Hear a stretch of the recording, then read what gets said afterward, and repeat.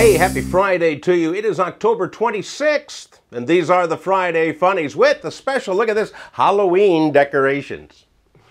Well, 'twas the week before Halloween, and all through the House, and the Senate for that matter, politicians were either running for their jobs or stumping for their friends who were running for theirs. Thus, they're ignoring important things like running the country.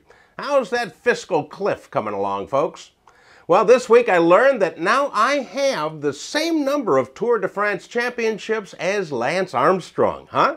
At least he and Barry Bonds are still in the Steroid Hall of Fame together.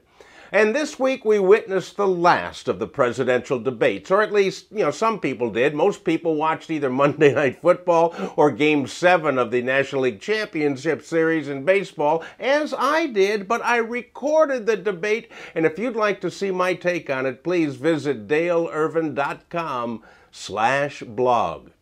Both sides are treated fairly and in a truthfully mocking manner.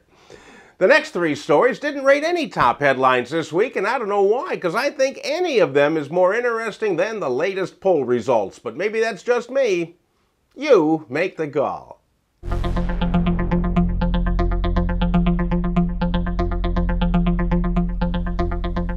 Gilberto Arroyo, I think I'm pronouncing that right, is a 41-year-old car washer in Alagoinhas, Brazil.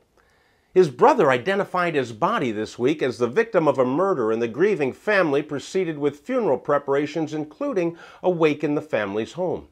Amidst all the mourning, a new person showed up at the wake. Gilberto Arroyo, who wasn't dead at all. It seems like his brother identified the wrong guy. Another 41-year-old works as a car washer from the same town who bore a striking resemblance to Gilberto. Sounds like somebody's dad was busy in that town about 41 years ago, but that's just a rumor.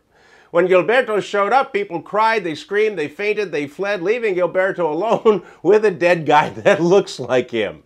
He sat down and said, "Man, they're not going to believe this down at the car wash."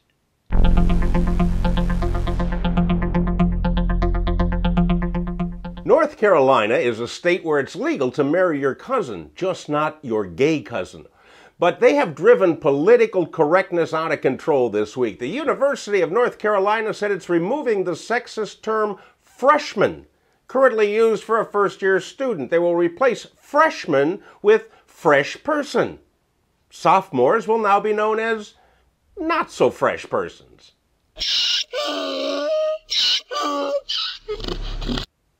The Dumbass of the Week award this week is not going to a politician, but going to Arthur Bundridge, a 28-year-old man from Syracuse, New York.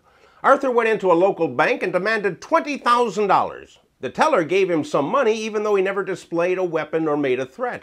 Arthur left, made his getaway. When he stopped to count his money, he was outraged that there was not even close to $20,000 in the bag. So what did he do? He went back to the bank to complain.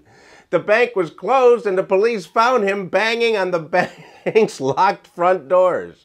He's currently in jail and our Dumbass of the Week.